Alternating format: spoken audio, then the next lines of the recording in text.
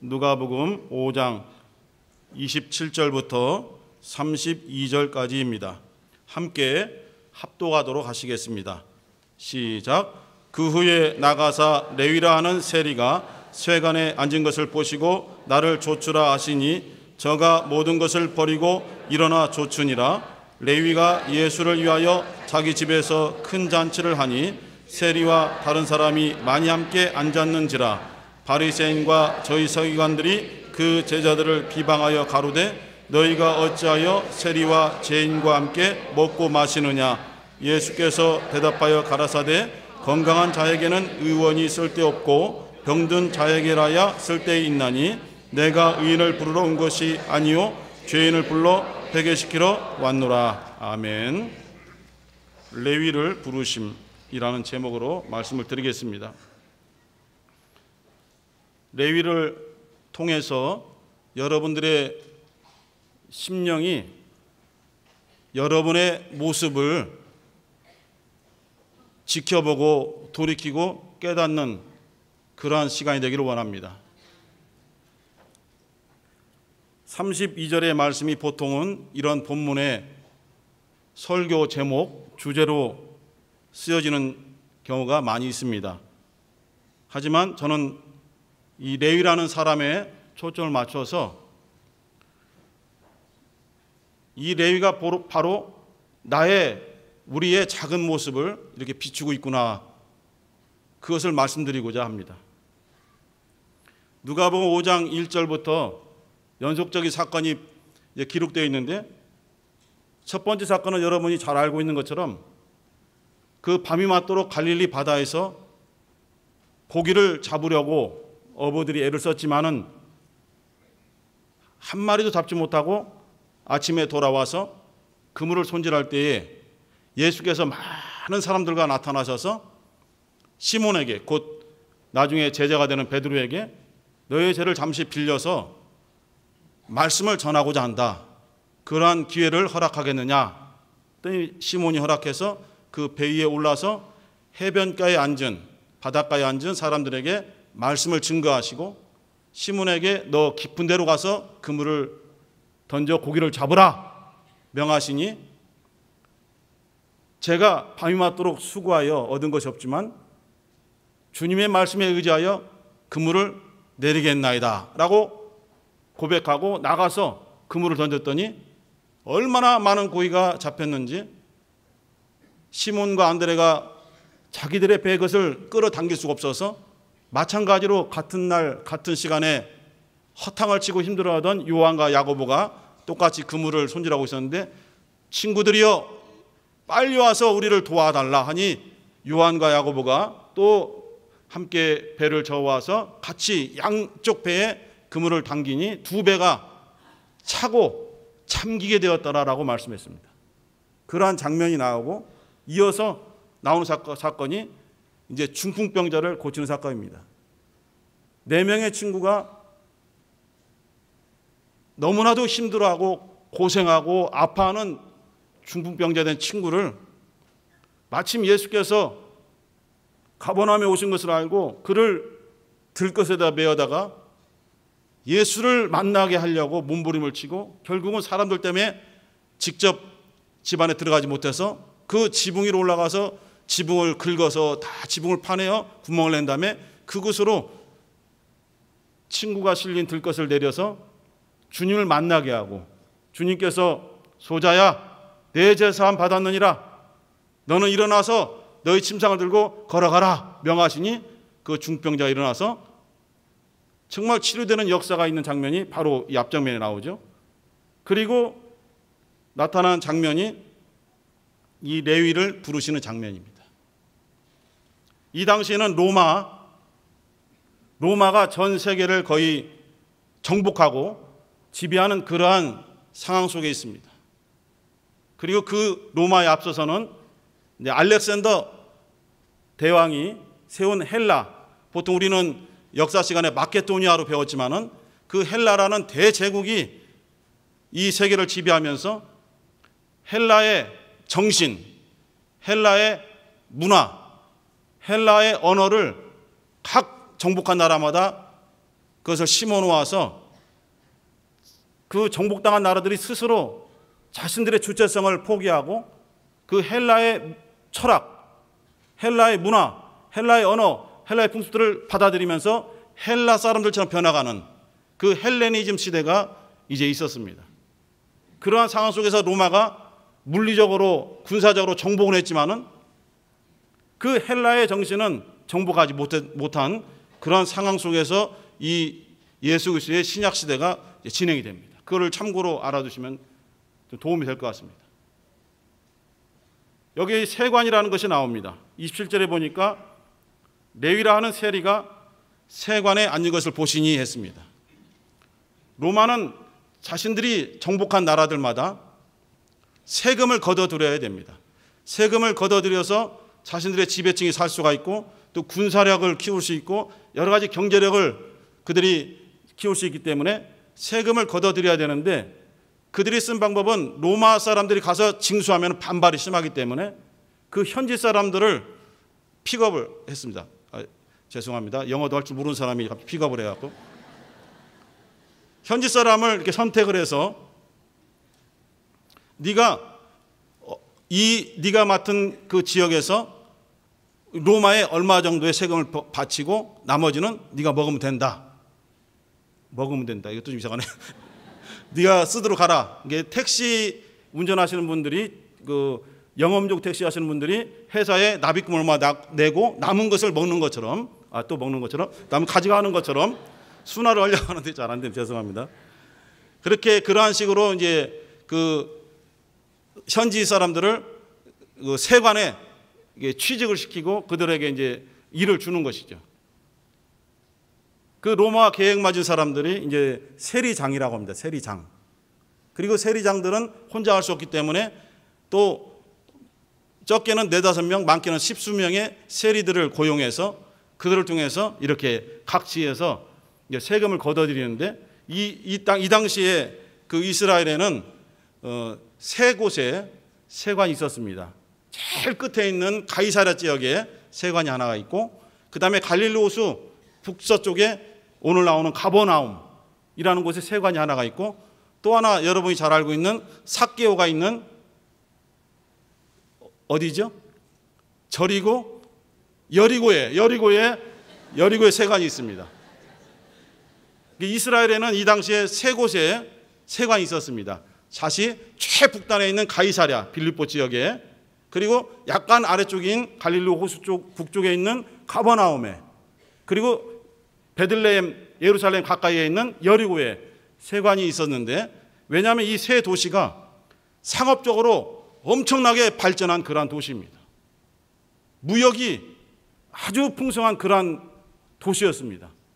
북쪽에서 들어오는 사람들, 남쪽에서 들어오는 사람들이 이곳을 통과해야 되기 때문에 이곳에 로마가 세관을 설치하고 세리들을 고용해서 세금을 징수하는데 여러 가지 명목의 세금을 걷습니다.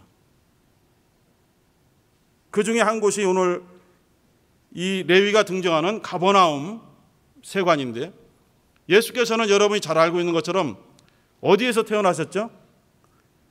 물어보는 걸 싫어하지만은 대답을 안 하셔도 베들레헴에서 출생하시고 사람들을 알기에는 나사렛 출신으로 알고 있어요. 그죠? 나사렛에서 성장하시고 거기서 살으셨으니까.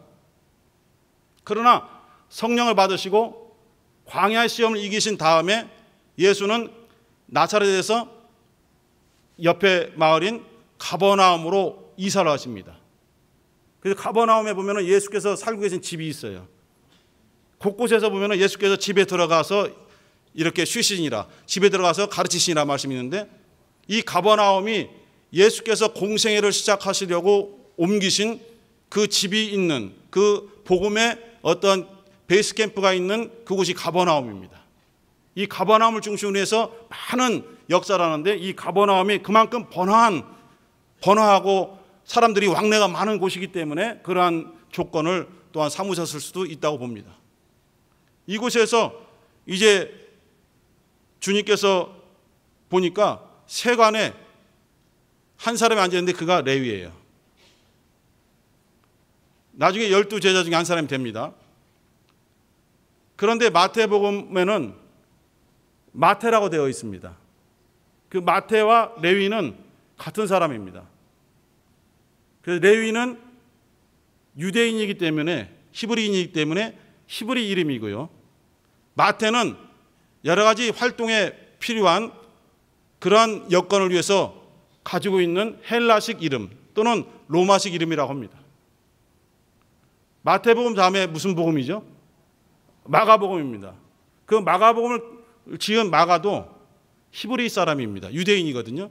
그의 원래 유대식 이름, 히브리식 이름은 요한입니다.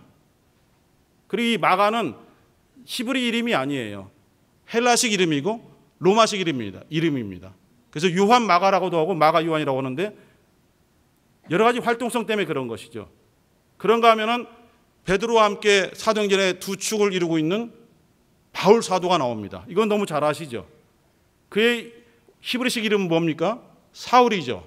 그리고 바울은 헬라식 이름 또는 로마식 이름입니다.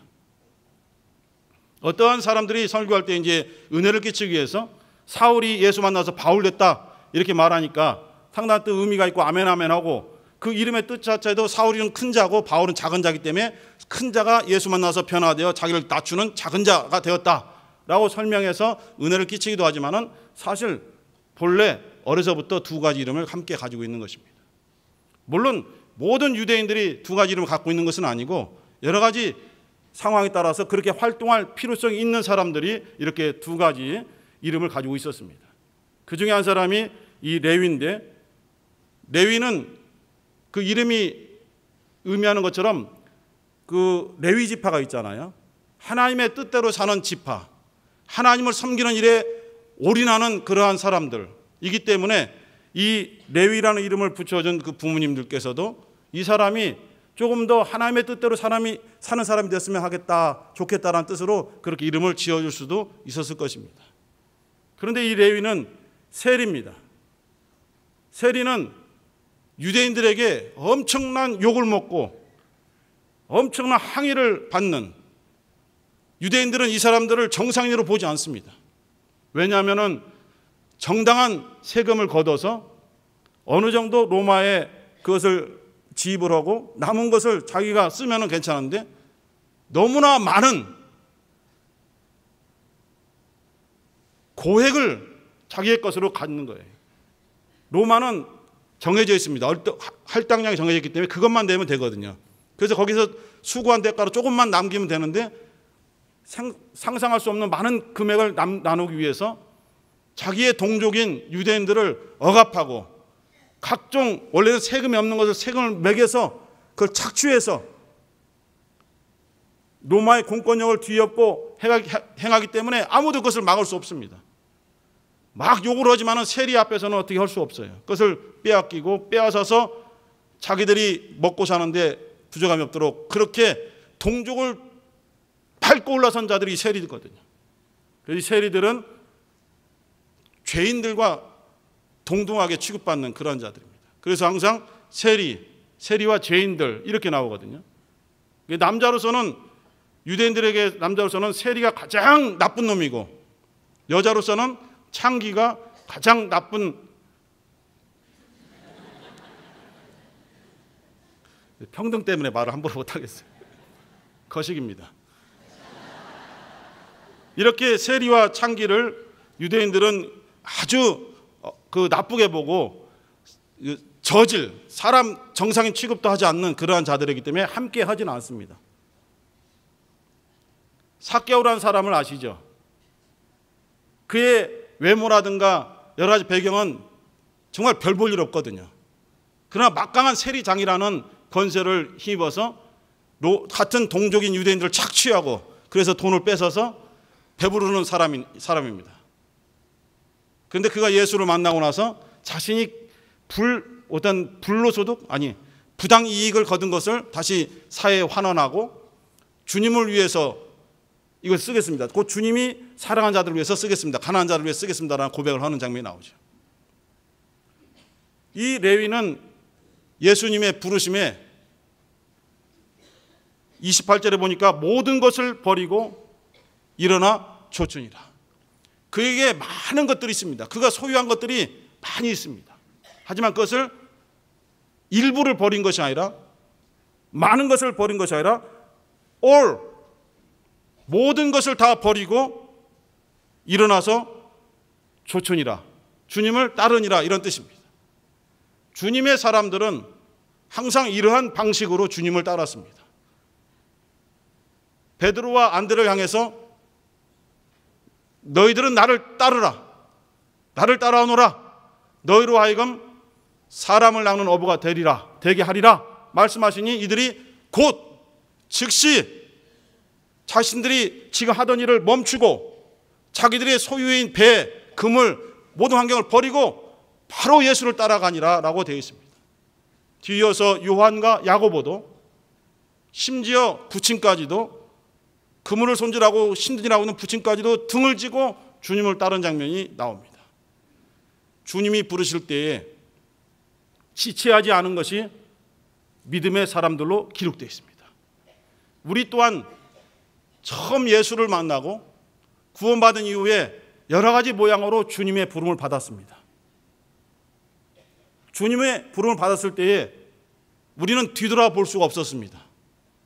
왜냐하면 주님께서 작은 나를 기억하시고 나를 부르셔서 따라오라 하시니, 그것이 오늘 기도와 찬양과 성가대 모든 것들이 조화를 이루듯이 하나님의 은혜이기 때문에 너무나 기뻐서 정리할 여유를 갖지 못했어요. 그냥 따라 나온 것입니다. 여러분들 다 그렇게 따라 나왔지 않습니까? 아닌 사람은 빼고.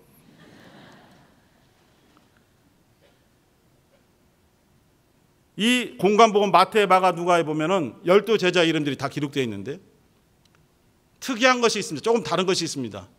마태복음은 이 레위가 기록한 겁니다. 마태 같은 사람이니까 기록했는데 그곳에만 이렇게 기록되어 있어요. 나중에 찾아보세요. 마태복음 10장 2절로 4절까지 보면 12제자 이름이 나와 있는데 자기에 대해서 앞에다가 써놨어요. 세리, 마태. 예수님의 12제자 이러한데 세리, 마태와 도마, 알페의 아들 야고보. 굳이 세리란 것을 밝히지 않아도 됩니다. 그래서 마가나 누가에는 세리란 이름을 밝히지 않았어요. 그냥 마태 또는 레위 이렇게 밝혔거든요. 마태는 자신을 예수를 만난 다음에 너무 잘 알고 있습니다. 자기가 예수 앞에 얼마나 낮은 자라는 것을 깨닫고 있습니다. 예수를 만나서 변화되었지만, 예수를 만나서 새 생명을 얻었고 기쁨이 충만하지만 자신의 본래의 모습이 어떻는가를 잊지 않으려고 합니다. 나는 세리였습니다 라는 것을 복음서에 기록해 놓았어요. 나는 당신들을 억압하고 핍박하고 피눈물나게 했던 세리입니다. 그걸 기록한 거예요. 이 마태복음은 유대인들을 위해서 기록한 복음서입니다. 마가복음은 로마인들을 위해서 기록한 것입니다. 누가복음은 의사인 누가가 헬라 사람들을 위해서 기록한 것입니다. 마태는 유대인들, 자기를 너무 잘 아는 유대인들에게 나는 주님의 제자가 되었지만은 세리 마태다. 나는 너희들을 힘들게 하고 핍박하고 착취를 하고 피눈물게 했던 그런 악한 자였던 세리였다. 세리 마태가 주님의 12제자 중에 한 사람이 되었다라는 고백을 써놨습니다. 왜냐하면 이와 같이 악하고 천하고 죄인처럼 취급받는 세리인 내가 우리 주님의 은혜로 주님의 일을 하는 12사도의 반열에 올랐습니다. 이것은 하나님의 은혜입니다. 이러한 고백인 것입니다. 우리 또한 과거를 생각하지 말자, 이러한 말들도 있고 그런 철학을 가진 분들도 많이 있습니다. 물론 어떤 면에서 보면 굉장히 좋은 거죠. 과거에 붙잡혀 있으면 계속 침륜에 빠질 수밖에 없고 우울증에 빠질 수밖에 없고 화병에 걸릴 수밖에 없습니다. 그러나 예수 믿는 우리들은 옛사람을 벗어버리고 새 사람을 입었지만은 완전하게 육신의 정욕인 사람들과 딱 단절이 되어서 정말 거듭난 사람이 되었지만은 예수 믿기 전에 내가 어떠한 사람이었는가를 그것을 잊지 않는 것이 중요합니다. 그래야만 하나님의 은혜가 내 안에 충만히 임하고 있음을 우리가 체험할 수 있고 고백할 수 있습니다. 나는 세리였습니다. 나는 이러한 자였습니다. 사도 바울은 나는 죄인 중에 죄송합니다. 괴수입니다. 괴수 중에 괴수였다. 악한 자 중에 악한 자였다. 이러한 나를 하나님께서 부르셨다. 이러한 나를 우리 주님 예수 그리스도께서 은혜로 부르셨다. 그것을 계속 고백하면서 가는 곳마다 자신이 이러한 사람이었는데 이렇게 변화되어서 이렇게 나아가고 있으니 나 같은 자를 쓰셨는데 하물며 성도 여러분들을 쓰시지 않겠습니까? 라는 그런 의미로 설교도 하시고 성경을 서신서를 써서 기록하여 많은 사람들에게 읽게 했습니다. 우리의 모습을 여러분들 스스로 각각 자신의 모습을 다시 한번 성경을 통해서 성경을 거울로 삼아서 또는 예수께서 주신 그 마음, 예수의 마음을 거울로 삼아서 한번 비춰보시고 지금의 나 그리고 하늘을 향해서 달려가는 나를 기억하면서 기뻐하고 고백하는 것도 중요하지만 과거에 예수 믿기 전에 내가 어떠한 악한 자였는가, 내가 얼마나 천한 자였는가, 얼마나 더러운 자였는가를 그것을 잊지 않는 것이 중요할 것 같습니다. 이 세리 레위 또는 세리 마태는 예수님의 12제자가 되었는데 예수님의 12제자 중에 여러 사람들이 나오지만은 시몬이라는 사람이 있습니다. 베드로 말고 가나안인 시몬 또는 셀롯인 시몬 이렇게 되는데 그 사람의 출신은 열심당원입니다. 어떤 뜻이냐면은 로마로부터의 억압받고 있는 이 상황을 무력을 통해서 다른 말로 하면 또 폭력을 통해서 회복하고자 하는 그러한 어떤 무리들입니다. 그 중에 한 사람이 예수님의 제자가 되었고 그 열심당원 사람들은 바리새인도 마찬가지 서기관도 마찬가지지만 이 사람들은 세리를 아주 능멸합니다. 아주 싫어합니다. 함께 대화를 하지 않습니다. 같이 밥을 먹지 않습니다. 그런데 그 두 사람이 주님의 12사도의 반열에 올라와 있어요. 그래서 생각할 때 이렇게 서로 적대 관계를 가지고 서로 다른 성향을 가지고 서로 다른 삶을 살아왔던 사람이 함께 일을 하게 되었어요. 이거 다툼이 있을 수밖에 없잖아요. 의견 충돌이 있을 수밖에 없잖아요. 그러나 그들의 사역 속에는 전혀 갈등이 없습니다. 예수 안에서 하나가 되었습니다. 그들이 둘씩 짝지어 나갈 때에 서로 다른 마음, 서로 다른 뜻, 서로 다른 생각을 가졌을지라도 주님의 말씀을 똑같이 받아서 하나가 되어서 한 방향으로 나가게 되었습니다. 금요철야 때에 설교를 들으신 분은 알겠지만 결이라는 결이 이렇게 멍에를 씌워서 두 마리의 짐승이 함께 달려갈 때에 주님도 전도 방법도 그 방법을 쓰신 것 같습니다. 둘씩 짝지어서 하나의 멍에를 베어서 함께 갈 수 있도록 그 한 멍에를 지은 한 결이 속에 있는 두 사람이 다른 생각, 다른 방향을 주장한다면 어떻게 되겠습니까? 주님이 주신 말씀을 이루어 나갈 수가 없습니다. 그래서 그 별다른 의미가 없을 것 같은 그 12제자의 이름 속에 두 사람을 보면서 오늘 레위를 보고 두 사람을 보면서 아 이렇게 전혀 다른 정도가 서로 원수지간인 그러한 직분의 사람들이 모여서 자신들의 생각을 드러내지 않고 주님의 말씀만을 받아 주님의 뜻을 증거하기 위해서 하나가 되는 모습을 보고 우리가 우리의 모습을 돌아봐야 되지 않겠는가 생각이 듭니다.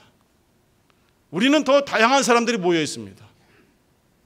방향은 같은 것 같지만은 한 멍에를 지었는지는 우리가 한번 깊이 생각해야 될 문제라고 생각합니다.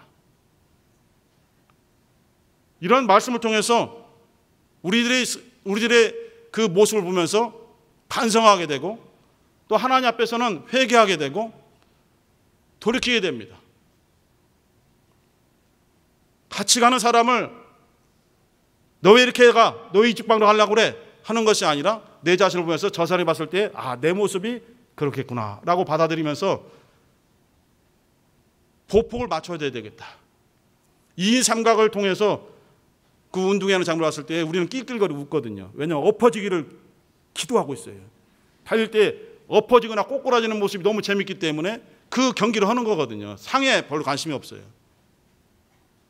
그런데 호흡을 맞추면서 처음에는 엎어지면서 하다가 하나 둘 하면서 왼발 오른발 하면 안 됩니다. 서로 다른 발로 하기 때문에 함께 호흡을 맞춰서 걸을 때에 점점 속도가 빨라지고 하나가 됐을 때에 그 꼬리 지점에 들었을 때에 비록 1등 하지 못했어도 서로 웃으면서 하나가 되는 모습을 볼 수 있습니다.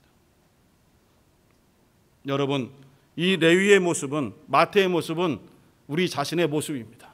자신을 극구 세리라고 주장했던 이 사람, 정말 이 마태복음을 쓰면서 자신의 동족인 유대인들에게 복음서를 쓰면서 나는 너희들을 핍박하고 억압했던 세리였지만은 이렇게 주님의 은혜로 정말 내가 새 사람이 되었고 주님의 말씀을 내가 먼저 이렇게 마음속에 접하였으니 동족인 유대인들이여 이 예수 그리스도의 생애를 보시오. 족보를 한번 읽어보시오. 이런 역사를 보시오. 예수께서 광야에서 시험을 이기시고 원수 마귀를 물리친 장면을 보시오. 예수께서 고난받으시면서 피 흘리시면서 우리에게 이렇게 생명을 주고자 했던 이 모습을 보시오 하면서 정말 피눈물 나면서 그것을 기록하여 복음서를 증거하여 다른 사람에게 아닌 자기가 핍박했던 유대인들에게 복음서를 썼거든요. 이 마태복음을 통해서 얼마나 많은 사람들이 예수께로 돌아왔겠습니까? 우리도 모르게 또는 알게 상처를 준 사람들이 있습니다. 상처를 준지 몰랐는데 나 때문에 상처받은 사람이 많이 있습니다. 그렇다고 하더라고요.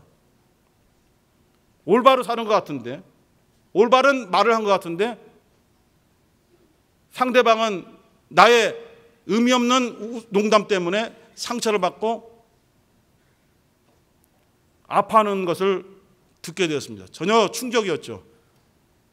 그런 것은 아니었는데 저의 한 말을 통해서 너무 힘들다, 너무 아프다, 상처받단 말을 하는 것을 듣고 굉장한 충격을 받고 조금 더 절제해야 되겠구나, 정말 무익한 말은 되도록이면 하지 않아야겠구나를 더더욱 깨닫게 됩니다. 이 마태는 주님이 자기를 부르신 것을 너무너무 기뻐하면서 자기 집에 사람들을 불러들여 초청해서 잔치를 벌였습니다. 세리 집에 누가 오겠습니까? 바리새인들 오겠습니까? 서기관들 오겠습니까? 자기와 같은 세리들과 죄인들이 3절에 보니까 많은 잔치에 참여했다고 되어 있습니다. 물론 예수께서 가시는 곳마다 나쁜 뜻으로 따라다니는 자들이 있어요. 바로 제사장들, 바리새인들, 서기관들, 사두개인들은 따라다닙니다. 그 잔치에 동참하는 것이 아니라 계속 지켜보면서 무슨 말을 하는가, 무슨 행동을 하는가 꼬투리 잡으려고 합니다. 그리고 이때에도 꼬투리 잡습니다. 왜 세리와 식사를 합니까? 왜 죄인들과 함께 앉아서 대화를 나누십니까? 이건 안 되는 일입니다라고 비방하는 장면이 나옵니다. 예수께서 하신 말씀이 아픈 사람이 의사를 만나서 치료받기 원한다. 건강한 사람에게는 의원이 필요 없는 것이다. 이와 같이 내가 온 것은 아무런 이상이 없는 의인인 사람들을 부르러 온 것이 아니라 아파하고 힘들어하고 자신들이 죄인이면서도 어떻게 벗어날 수 없는 그 통회하는 마음을 가진 사람들을 내가 찾으러 왔노라. 바리새인, 서기관, 사두개인들 너희들은 스스로 의인이라고 주장하기 때문에 나를 만날 수가 없고, 나를 찾지 않지만 이 세리, 창기, 죄인들은 스스로 죄인임을 인정하면서 고개를 들어 기도하지도 못하고 정말 무릎을 꿇고 고개를 쳐박고 기도하면서 나는 죄인으로서다라고 기도하는 자들이다. 나는 바로 이러한 사람들, 스스로 죄인임을 고백하고 회개하는 사람을 찾으러 왔노라 하면서 말씀을 주셨어요. 그래서 우리가 예수를 만난 것입니다. 우리를 찾으러 오신 예수를 만날 수 있었던 것은 우리가 의인입니다, 나는 회개할 것이 없어요 라고 주장한 것이 아니라 나를 부르신 하나님의 은혜가 나로 하여금 무릎을 꿇게 만듭니다. 이러한 죄악 중에, 이러한 아픔 중에, 이러한 상처 중에 있으면서도 벗어날 길을 알지 못했는데 주님께서 오셔서 누구야, 아무개야 부르시니, 나의 영혼을 부르시니 그것이 감사하면서 이렇게 주님과 함께 잔치를 벌이면서 즐거워하기를 원합니다 라고 고백하는 거예요. 우리 사랑하는 개혁 성도 여러분, 우리가 때를 따라서 기뻐하며 즐거운 잔치를 하게 되는데 주님과 함께하는 잔치를 벌이기를 소원합니다. 바리새인, 사두개인 서기관들처럼 왜 개혁 속에서 잔치하십니까? 라고 그렇게 항의하고 비판하고 불만을 통하는 자들이 아니라 정말 부끄럽고 힘들고 어려운데 스스럼 없이 상석이 없어요. 그냥 함께 앉아서 빵을 떼면서 떡을 떼면서 함께 나누어 먹고 잔을 나누면서 함께 하고 있어요. 그 주님이 우리와 함께 하십니다. 그 주님이 우리 개혁과 함께 하십니다. 여러분들 다른 사람들의 비방에 상처받지 마시고 주님이 지금 우리와 함께 하시는 것에 감사하시고 하나님의 은혜가 얼마나 큰지 다시 한번 깨달으시면서 기뻐하시면서 마지막 주님이 주시는 승리의 날까지 흔들리지 마시고 함께 동행하시면서 주님과 함께 행군하시기를 예수의 이름으로 축원합니다. 함께 기도하실 때에 하나님 아버지, 우리는 힘들고 어렵고 아무것도 내세울 수 없는 이 세리 마태와 같은 자였으나 이렇게 부르셔서 나를 따라오너라 하시니 우리의 뒤를 돌아보지 아니하고 마음의 정리를 할 여유 없이 주님만을 따르는 자가 되게 도와주시고, 이것이 다 하나님의 은혜입니다. 하나님의 은혜로 살게 도와주시고 주님과 함께하는 잔치, 주님과 함께하는 예배, 주님과 함께하는 모든 순서를 갖는 개혁이 되도록 인도하여 주옵소서. 예수의 한번 부르시고 기도하겠습니다.